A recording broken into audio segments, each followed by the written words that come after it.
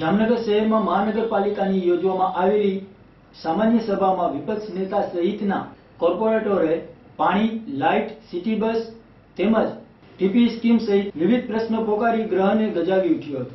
જામનગર શહેરમાં મહાનગરપાલિકાની સામાન્ય સભા યોજવામાં આવી હતી।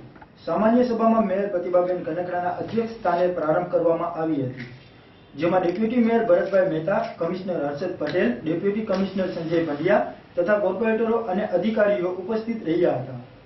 આ વેળાએ વિરોધ પક્ષના નેતા અસલમ ખિલજી, પૂર્વ નેતા આનંદ ગોહિલ, અલ્તાફ કફી, આનંદ રાઠોડ સહિતના કોર્પોરેટરોએ જામ્યુકોના પૂર્વ ટીપીઓ જેવી સૈલાણીના વિરુદ્ધ પોલીસ ફરિયાદ નોંધાવવા અને પાણીની સર્જાયેલી કાયમી પરિસ્થિતિ અંગે આક્રોશભરી રજૂઆતો કરી હતી।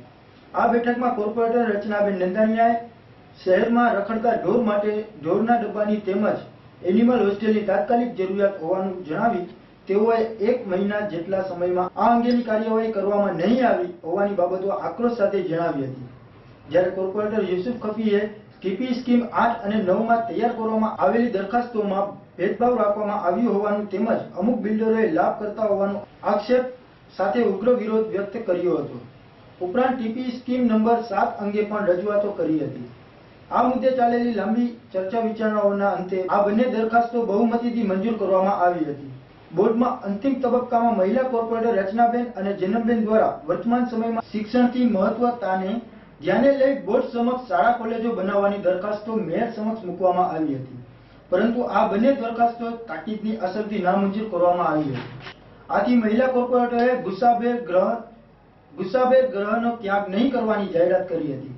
આ અરસામાં ગૃહમાં મહિલાઓ વચ્ચે સાપ્તાહિક યુદ્ધ સર્જાતા મામલો ગરમાયો હતો, પરંતુ અન્ય હોદ્દેદારો કોર્પોરેટરોની દરમિયાનગીરીથી મામલો થાળે પડ્યો છે। મહાનગરપાલિકાની હદ વધવા આ વિસ્તારોના તથા આજુબાજુ રહેણાંક વિસ્તારોનો યોગ્ય અને સારી રીતે વિકાસ થાય તે માટે ટીપી સ્કીમ નંબર 8 અને 9 સ્વીકાર કરવામાં આવેલ છે। ટીપી સ્કીમ નંબર 8 સમર્પણ સર્કલ આજુબાજુના વિસ્તારમાં છે।